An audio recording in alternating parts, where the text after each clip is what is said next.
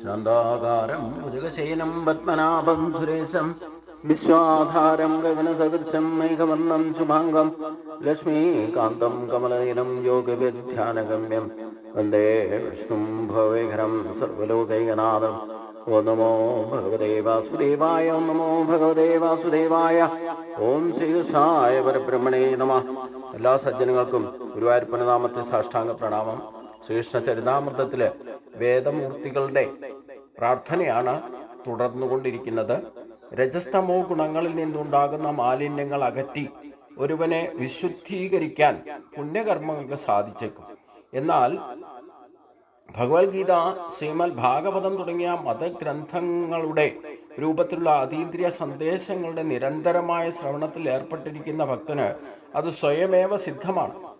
പുണ്യകർമ്മങ്ങളുടെ കാര്യത്തിൽ നിലവാരം അല്പം കുറവാണെങ്കിലും പൂർണ്ണമായിട്ടും ഭക്തിമാർഗത്തിൽ വ്യാപൃതനായിരിക്കുന്നവനെ ആധ്യാത്മിക സാഫല്യത്തിൽ സ്ഥിതി ചെയ്യുന്നവനായിട്ട് കണക്കാക്കണമെന്ന് ഭഗവത്ഗീതയിൽ നിന്ന് നാം മനസ്സിലാക്കുന്നത്.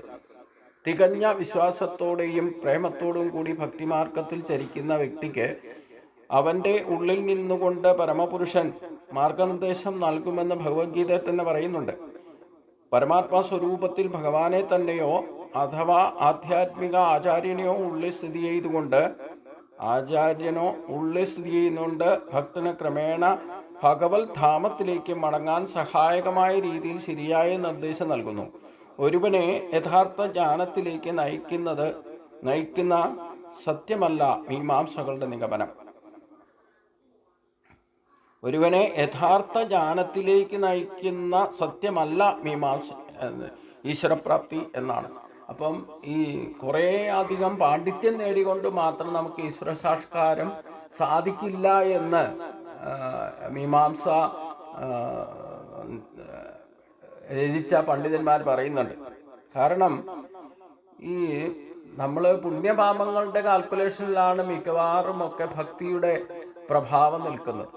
ഇല്ലെങ്കിൽ ഭക്തരായിട്ട് മാറുന്നവരെല്ലാം പുണ്യം പാപം എന്ന ഈ ദ്വന്ദ്വഭാവത്തെയാണ് ആശ്രയിച്ചിരിക്കുക. അതാണ് ഭക്തിയുടെ ഗതിവിഗതികൾ തീരുമാനിക്കുന്നത് എന്നൊക്കെ കണക്കാക്കി വെച്ചിട്ടുണ്ട്. പക്ഷേ ഭഗവത്ഗീത സ്പഷ്ടമായിട്ട് പറഞ്ഞ കാര്യം നമ്മൾ ഓർത്തിരിക്കണം. പുണ്യമുണ്ടായാലും പാപമുണ്ടായാലും അത് ബന്ധനമാണ്. അതൊന്നും ഭഗവാൻ ഏറ്റെടുക്കുന്നതല്ല, ഭഗവാൻ സ്വീകരിക്കുന്നതല്ല. പുണ്യത്തെ സ്വീകരിക്കുകയില്ല, പാപത്തെ ഏറ്റെടുക്കുകയും ചെയ്യില്ല. അപ്പം നമ്മൾ പുണ്യം ചെയ്താൽ അതിൻ്റെ സുഖം അനുഭവിച്ചിട്ട് തിരിച്ച് മർത്യലോകത്തിലെ സാധാരണ നിലയിലേക്ക് തന്നെ തിരിച്ചു വരണം. പാപം ചെയ്താലും തിരിച്ചു വരേണ്ടി വരും. അപ്പം ഇത് രണ്ടും ബന്ധനമാണ്. അതുകൊണ്ടാണ് ക്ഷീണേ പുണ്യേ മർത്യലോകം വിശാലം എന്ന ഗീതാവാക്യം.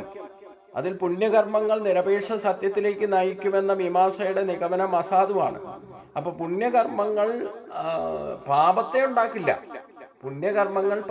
ഉണ്ടാക്കില്ല, നരകത്തിലേക്ക് പോവുകയുമില്ല, അതപ്പതിക്കാതിരിക്കും. പക്ഷെ എന്താ കുഴപ്പം?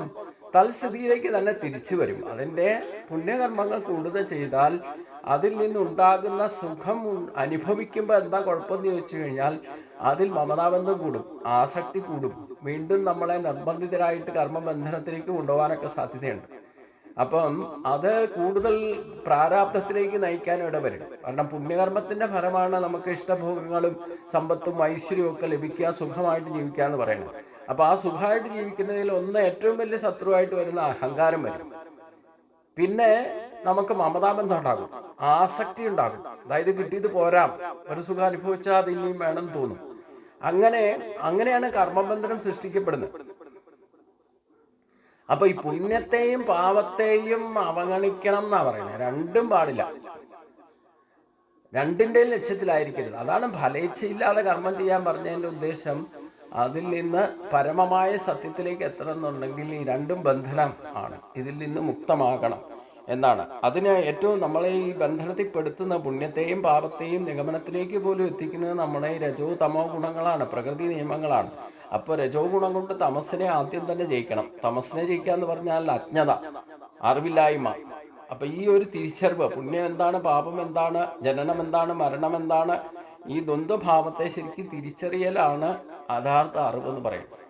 അത് തമസിനെ ജയിക്കണമെങ്കിൽ പ്രബലമായ സാധനാബലം വേണം. അതിനാണ് എന്തെങ്കിലുമൊക്കെ ചെയ്യണം എന്നർത്ഥം. അതിനാണ് രജോ ഗുണം കൊണ്ടേ തമസിനെ ജയിക്കാൻ സാധിക്കും.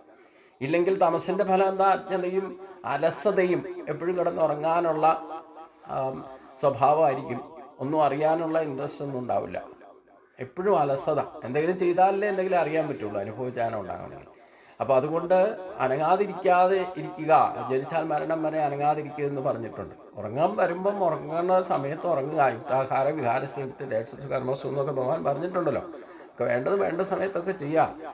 അത് രജോ ഗുണം കൊണ്ടാണ് ചെയ്യേണ്ടത്. ആ ചെയ്യുന്നതൊക്കെ തമസിനെ ജയിക്കാനായിരിക്കണം. അപ്പോൾ തമസിനെ ജയിച്ച് രജസ്സിലേക്ക് എത്തിയാൽ പിന്നെ കുറേ കുഴപ്പം എന്താണെന്ന് വെച്ച് കഴിഞ്ഞാൽ ഈ കർമ്മബന്ധനങ്ങളിൽ പെടാൻ കൂടുതൽ സാധ്യത രജോ ഗുണം ഉണ്ടാവും. കർമ്മത്തിന് ഉത്സാഹം കൂടിക്കഴിഞ്ഞാൽ പിന്നെ എത്ര കിട്ടിയാലും പോരാൻ, കിട്ടിയതിൽ അഹങ്കരിക്കുക, പിന്നെ സുഖദുഃഖങ്ങളുടെ സമ്മിശ്ര ഭാവം അനുഭവിക്കേണ്ടതായിട്ട് വരും. ഞാൻ കേമനാണെന്നുള്ള തോന്നലുണ്ടാകും. ഇങ്ങനെയുള്ള പ്രശ്നങ്ങളൊക്കെ രജോ ഗുണത്തിലും ഉണ്ടാവും. അപ്പോൾ സത്വഗുണം കൊണ്ട്, അവിടെയാണ് സത്വഗുണത്തെ മുറുക്കി പിടിക്കേണ്ടത്. സത്വഗുണം കൊണ്ട് രജോ ഗുണത്തെയും കൂടെ ജയിക്കണം. അപ്പം അതുകൊണ്ട് പുണ്യകർമ്മങ്ങളുടെ കാര്യത്തിൽ നിലവാരം അല്പം കുറവാണെങ്കിലും പൂർണ്ണമായിട്ട് ഭക്തിമാർഗത്തിൽ വ്യാപൃതനായിരിക്കുന്നവനെ ആധ്യാത്മിക സാഫല്യത്തിൽ സ്ഥിതി ചെയ്യുന്നവനായിട്ട് കണക്കാക്കണമെന്ന് ഭഗവത്ഗീത പറയുന്നുണ്ട്. അപ്പോൾ ഒന്നും ചെയ്യാതിരിക്കുന്നതിൽ നല്ലതാണ് എന്തെങ്കിലും ഒന്ന് ചെയ്യുക. ഫലേച്ഛയോടു കൂടിയാണെങ്കിലും പുണ്യത്തെ പ്രതീക്ഷിച്ചിട്ടാണെങ്കിലും എന്തെങ്കിലുമൊക്കെ നല്ല കാര്യങ്ങൾ ചെയ്യുക എന്ന് പറയുന്നത് അതിന് വിരോധമൊന്നുമില്ല. പക്ഷേ അതിലൊന്നും മമതാബന്ധം വയ്ക്കരുത്, ബന്ധനം ഉണ്ടാക്കരുത് എന്നതുകൂടി ശ്രദ്ധിക്കണം എന്നർത്ഥം. ഇനി അങ്ങനെ ആ ഒരു ഭക്തിമാർഗത്തിൽ സ്വീകരിക്കുന്നവരെ ഒരു ചുവട് വച്ചാൽ പിന്നെയുള്ള ചുവടുകൾ വയ്പ്പിക്കുന്നതിന് ഭഗവാനും സഹായിക്കും. അതുപോലെ നമ്മളെ സഹായിക്കാനുള്ള പല മഹാത്മാക്കളും നമ്മൾ പോലും അറിയാതെ നമ്മളെ സഹായിക്കുന്നവരുണ്ടാവുന്ന അർത്ഥം. അദൃശ്യമായ ശക്തിയുടെ പ്രേരണയാൽ നമ്മൾ പലതും നല്ല മാർഗത്തിൽ ചരിക്കാൻ തുടങ്ങിക്കഴിഞ്ഞാൽ കൈപിടിച്ച് നടത്തിക്കാൻ ആരെങ്കിലും ഉണ്ടാവും. അത് ഭക്തിമാർഗത്തിലേക്ക്, അതായത് ആധ്യാത്മിക മാർഗത്തിൽ പ്രവേശിക്കുമ്പോൾ 4ാമത്തെ 5ാമത്തെ സ്റ്റേജിലൊക്കെ എത്തുമ്പോൾ, 5ാമത്തെ സ്റ്റേജിലേക്ക് എത്തുന്നത് പോലാണ് കുറേശ്ശെ നമുക്ക് ഹെൽപ്പ് കിട്ടും. ഏത് തരത്തിൽ ഈശ്വരൻ്റെ ആയാലും ഈശ്വരൻ്റെ നിയോഗത്താൽ നിയോഗിക്കപ്പെടുന്ന മഹാത്മാക്കളുടെയും ഗുരുക്കന്മാരെയൊക്കെ കണ്ടെത്താൻ പോലും സാധിക്കുന്നത് 5-6 സ്റ്റേജിലൊക്കെ ആയിരിക്കും. 5ാമത്തെ സ്റ്റേജ് തൊട്ട് നമുക്ക് ഹെൽപ്പ് കിട്ടാൻ തുടങ്ങുന്നത്. 6ാമത്തെ സ്റ്റേജിലൊത്തൊക്കെയായ സ്വയം സിദ്ധമായിട്ട് തന്നെ നമ്മൾ മറ്റുള്ളവർക്ക് മറ്റുള്ളവരെ സഹായിക്കാനുള്ള അർഹതയോടുകൂടി മാറുന്ന അവസ്ഥയാവും 6ാമത്തെ സ്റ്റേജിലൊക്കെ എത്തിയ. അപ്പോൾ നമ്മളെ അടുത്ത സ്റ്റേജിലേക്ക് എത്തിക്കാൻ നമുക്ക് സഹായം കിട്ടിക്കൊണ്ടിരിക്കും. നമ്മൾ 5ലും 4ലും ഒക്കെ ഉള്ളവരെ സഹായിക്കാൻ പുറപ്പെടും. അതൊക്കെ എന്താ പറഞ്ഞേ, ഈ മനുഷ്യജന്മത്തിൻ്റെ പ്രയാണത്തിൽ സ്വയം ഉണ്ടാകുന്ന പരിണാമങ്ങളാണ്. തന്നെ സംഭവിക്കുന്ന അർത്ഥം ഭഗവാൻ തന്നെ പറഞ്ഞിട്ടുള്ളോ. ഭഗവാന്റെ മാർഗത്തിൽ പ്രവേശിക്കുന്നവരെ ഭഗവാനെ പ്രാപിക്കാൻ, ഭഗവത് ധാമത്തിലേക്ക് എത്തുന്നതിന് ഉതകുന്ന ബുദ്ധിയോഗത്തെ കൊടുക്കുകയും അതിൻ്റെ അടുത്ത സ്റ്റേജിൽ ഭഗവാൻ തന്നെ അന്തര്യാമിയായിരിക്കും. അതാണ് തേഷാമേവാനുകമ്പാർത്ഥമഹമച്ചാനജമാ ജ്ഞാനയന്നാത്മസാവസ്തു ജ്ഞാനദീപേന ഭാസത എന്നൊക്കെ പറഞ്ഞു. നമ്മുടെ തന്നെ അന്തര്യാമിയായിട്ട് ഇരിക്കുന്ന ആത്മാവ് പ്രകാശിതമാകുകയും അജ്ഞാനത്തിൻ്റെ പൂർണ്ണമായിട്ട് അതിനെ ഇല്ലാതാക്കുകയും ചെയ്ത് ജ്ഞാനത്തിൻ്റെ ദീപത്തെ പ്രകാശിപ്പിക്കുന്നതും ഭഗവാൻ തന്നെയാണ്. അപ്പോൾ 100% ഭഗവാനും നമ്മുടെ സഹായിക്കാനായിട്ട് വരുന്നു തന്നെയാണ് പറയണം. അതുപോലെ സാഖ്യദർശകന്മാരുണ്ട്, ആധ്യാത്മിക വിദ്യക്കാരുണ്ട്. തങ്ങൾ കണ്ടെത്തിയ ശാസ്ത്രീയ രീതിയിലൂടെ പ്രപഞ്ച പ്രത്യക്ഷത്തെ പഠിക്കാൻ ശ്രമിക്കുന്നവരും പ്രപഞ്ച പ്രത്യക്ഷത്തിൻ്റെ സൃഷ്ടാവെന്ന നിലയിൽ ദൈവത്തിൻ്റെ പരമാധികാരത്തെ അംഗീകരിക്കാത്തവരുമായിരിക്കുന്ന ഭൗതിക ശാസ്ത്രജ്ഞന്മാരുമുണ്ട്. ഭൗതിക മൂലകങ്ങളുടെ പ്രതിപ്രവർത്തനങ്ങളാണ് പ്രപഞ്ചത്തിൻ്റെ ആദി കാരണമെന്ന് അവർ തെറ്റായിട്ട് നിഗമനത്തിലെത്തുന്നു. എന്നാൽ ഈ സിദ്ധാന്തം ഭഗവത്ഗീത അംഗീകരിക്കുന്നില്ല. പ്രപഞ്ച പ്രവൃത്തികൾക്ക് പിന്നിൽ പരമപുരുഷന്റെ നിർദ്ദേശങ്ങൾ ഉണ്ടെന്ന് അതിൽ വ്യക്തമായി പറഞ്ഞിരിക്കുന്നു. സത് വാ ഇദം അഗ്ര ആസീത്. പ്രപഞ്ചത്തിൻ്റെ ആദി പ്രപഞ്ച പ്രത്യക്ഷത്തിന് മുമ്പ് തന്നെ നിലനിന്നിരുന്നു എന്ന വൈദിക അനുശാസനം ഇക്കാര്യം സ്ഥിരീകരിക്കുന്നുണ്ട്. അതിനാൽ ഭൗതിക പ്രപഞ്ചത്തിന് കാരണം ഭൗതിക മൂലകങ്ങളാവാൻ സാധ്യമേ അല്ല. ഭൗതിക മൂലകങ്ങളെ ഭൗതിക കാരണങ്ങളായിട്ട് അംഗീകരിച്ചാൽ തന്നെയും ആത്യന്തികമായിട്ട് അതിന് പോലും കാരണം പരമപുരുഷൻ തന്നെയാണ്. അതുകൊണ്ടാണ് ഭൗതിക പ്രകൃതി കൃഷ്ണന്റെ നിർദ്ദേശമനുസരിച്ച് പ്രവർത്തിക്കുന്നു എന്ന് ഭഗവത്ഗീത പറയുന്നത്. അപ്പോൾ ഭൗതിക ശക്തികൾ മാത്രം വിശ്വസിക്കുന്ന, അതിൽ മാത്രം കണ്ടുപിടുത്തങ്ങൾ നടത്തുകയും അതിൽ വികസിപ്പിച്ചാൽ ജീവിതം സുഖകരമാകുമെന്ന് വിചാരിക്കുന്ന ഇന്നത്തെ ആധുനിക ശാസ്ത്രജ്ഞന്മാർ പോലും ഈശ്വരശക്തിയെ നിഷേധിച്ചാൽ പോലും ആ ഭൗതിക ശക്തികൾക്ക് പോലും പിന്നിൽ അപരാവിദ്യയുടെ പ്രഭാവമാണ് ഭൗതിക ശക്തികൾ, പ്രത്യക്ഷ പ്രപഞ്ചം. അതിൻ്റെ പ്രവർത്തനങ്ങളെ പോലും നിയന്ത്രിക്കുന്നത് ഭഗവാനാണ്, പരമപുരുഷനാണ്. അദൃശ്യമായ ശക്തി ആയതുകൊണ്ട് ആരും അറിയുന്നില്ല എന്ന് മാത്രം. അവിടെ സ്പഷ്ടമാണ്. പരാശക്തിയുടെ വികാസം പ്രാപിച്ച ഭാവമാണ് അപരാശക്തി. അത് നമ്മുടെ ശരീരത്തിലൂടെ തന്നെ നമ്മൾ മനസ്സിലാക്കണം. നമ്മുടെ ജീവൻ പരാശക്തിയാണ്. ആ ജീവന്റെ പ്രഭാവത്തെ പ്രതികരിക്കുന്ന അല്ലെങ്കിൽ അനുഭവിച്ചറിയുന്ന ശരീരം അപരാശക്തിയാണ്. ഇത് രണ്ടും ഈശ്വരന്റെ സൃഷ്ടി തന്നെയാണ്. ഒന്ന്, പരാശക്തിയിൽ നിന്ന് വികാസം പ്രാപിച്ച ഭാവമാണ് പ്രത്യക്ഷ ശരീരം. ഇതേ സിസ്റ്റം തന്നെയാണ് പരമാത്മാവാണ് പരാശക്തിയായിട്ട് പ്രപഞ്ചത്തെ നയിക്കുന്നതെങ്കിൽ അതിൻ്റെ വികാസം പ്രാപിച്ച പ്രതിരൂപമാണ് അപരാശക്തിയായിട്ട് ഈ പ്രത്യക്ഷത്തിൽ കാണുന്ന പ്രപഞ്ചം. ഇത് ചേർന്നിരുന്നാലും അവ്യക്ത സ്വരൂപമായിരിക്കുന്ന പരമാത്മാവിനെ ആരും മനസ്സിലാക്കുന്നില്ല. അതുകൊണ്ട് ഭൗതികവാദികൾ വിചാരിക്കുന്നു ഈ പ്രത്യക്ഷത്തെ കാണുന്നത് മാത്രമാണ് മൂലകാരണം, ഇതിനപ്പുറം അദൃശ്യമായ ഒരു ശക്തിയും ഇതിനെയൊന്നും നയിക്കുന്നില്ല എന്ന്. അത് അദൃശ്യമായതുകൊണ്ട് തോന്നുന്നതാണ്. അപ്പോൾ അതുകൊണ്ട് ഇതിൻ്റെ ഭൗതിക ശക്തികൾക്ക് പോലും ഒരു നിരീശ്വരവാദിയുടെ ശരീരത്തെ പ്രവർത്തിപ്പിക്കുന്നത് പോലും ഈശ്വരനാണെന്നുള്ളത് ആ നിരീശ്വരവാദി മനസ്സിലാക്കാത്തത് കൊണ്ടും അത് അംഗീകരിക്കാത്തത് കൊണ്ടുമാണ് ആ ഈശ്വരനെ മനസ്സിലാക്കാൻ സാധിക്കാതിരിക്കുന്നതും ഇല്ല എന്ന് പറയുന്നു. ദൃശ്യമല്ലാത്ത പ്രത്യക്ഷമല്ലാത്തതൊന്നും വിശ്വസിക്കില്ല എന്ന് പറയുന്നുണ്ട്. പിന്നെ ഇതൊന്നും പറഞ്ഞിട്ട് കാര്യമില്ല എന്നർത്ഥം. അപ്പം ഭൗതിക പ്രകൃതിയുടെ കാര്യങ്ങൾ ക്ഷണികവും മായികവുമാവുകയാൽ അതിൻ്റെ കാര്യവും മായികമെന്ന് നിരീശ്വരമായിരിക്കുന്ന സാങ്ഖ്യദർശനം പറയുന്നു. സാങ്ഖ്യദർശകർ ശൂന്യവാദത്തെ അനുകൂലിക്കുന്നവരാണ്. എന്നാൽ ആദികാരണം പരമപുരുഷനാണെന്നും അദ്ദേഹത്തിൻ്റെ ഭൗതിക ശക്തിയുടെ താൽക്കാലിക പ്രത്യക്ഷം മാത്രമാണ് ഈ പ്രപഞ്ച പ്രത്യക്ഷം എന്നതുമാണ് വാസ്തവം. പ്രത്യക്ഷ പ്രപഞ്ചം പോലും പ്രേയസാണ്, താൽക്കാലികമായിട്ട് നിലനിൽക്കുന്നതാണ്. അതിൻ്റെ തൊട്ടു പിന്നാലെ അത് എപ്പോൾ വേണേലും നശിക്കാം, ഇല്ലാതെയാകാം. നമ്മുടെ ശരീരത്തിൻ്റെ സ്ഥിതി അത് തന്നെയാണ്. പ്രത്യക്ഷ പ്രപഞ്ചത്തിൻ്റെ പ്രതീകാത്മക ഭാവമാണ് നമ്മുടെ ശരീരം. അതുകൊണ്ട് അത് താൽക്കാലികമാണ്.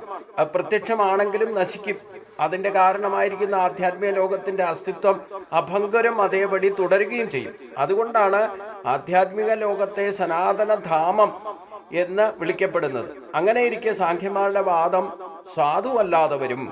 ഇനിയുള്ള ഗൗതമന്റെയും കണാദന്റെയും നേതൃത്വത്തിലുള്ള ദാർശനികമാണ് ഭൗതിക മൂലകങ്ങളുടെ കാര്യകാരണങ്ങൾ അവർ അതിസൂക്ഷ്മമായി പഠിച്ചിരിക്കുന്നു. ഒടുവിൽ അവർ ചെന്നെത്തിയത് ആണവ സംയോജനമാണ് പ്രപഞ്ചത്തിന്റെ ആദ്യ കാരണം എന്നിടത്താണ്. ആധുനിക കാലത്തെ ഭൗതിക ശാസ്ത്രജ്ഞന്മാരും പിന്തുടരുന്ന ഗൗതമന്റെ കാലടികളാണ്. പരമാണുവാദം എന്നാണ് അവർ മുന്നോട്ട് വച്ച സിദ്ധാന്തത്തിന്റെ പേര്. ഈ സിദ്ധാന്തത്തിനെ പിന്തുണയ്ക്കാനാവില്ല. എല്ലാറ്റിൻ്റെയും ആദികാരണം ജഡമായ പരമാണുകളല്ല. ഏകോ നാരായണ ആസീത്, അതായത് സൃഷ്ടിക്ക് മുമ്പ് നാരായണൻ മാത്രമാണ് ഉണ്ടായിരുന്നത് എന്ന് പറയുന്ന ഭഗവത്ഗീതയും ശ്രീമദ് ഭാഗവതവും വേദങ്ങളും ഇക്കാര്യം സ്ഥിരീകരിക്കുന്നുമുണ്ട്. ആദിമ കാരണം സചേതനമാണെന്ന് ശ്രീമദ് ഭാഗവതവും വേദാന്ത സൂത്രവും പറയുന്നു.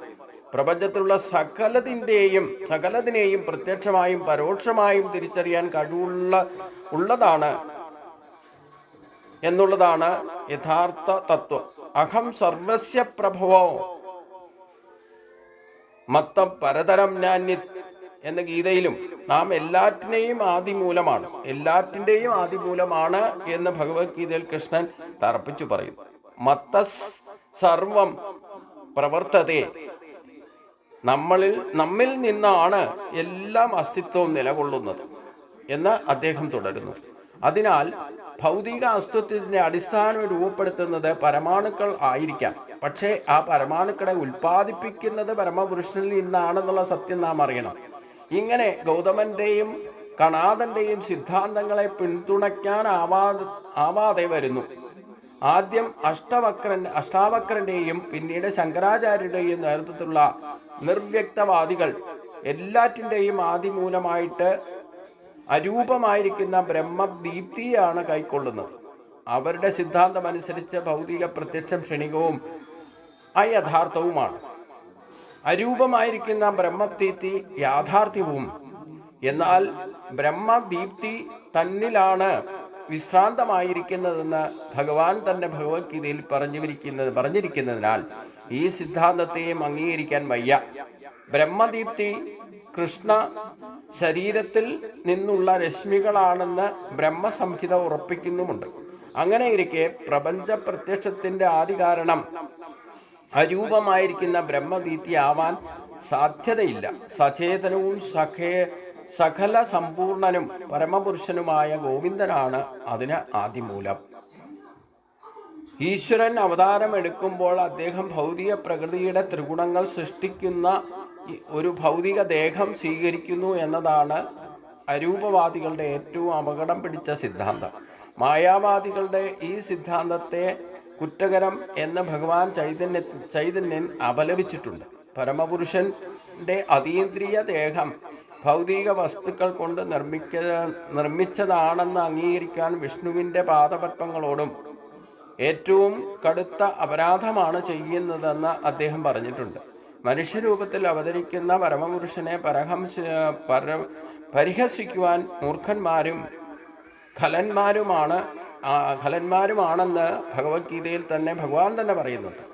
ഭഗവാൻ കൃഷ്ണനും ഭഗവാൻ രാമനും ഭഗവാൻ ചൈതന്യവും യഥാർത്ഥത്തിൽ ഭഗവത് ചൈതന്യവും മനുഷ്യരെ പോലെ മനുഷ്യ സമൂഹത്തിൽ തന്നെ ജീവിക്കുകയാണ് ചെയ്തത്.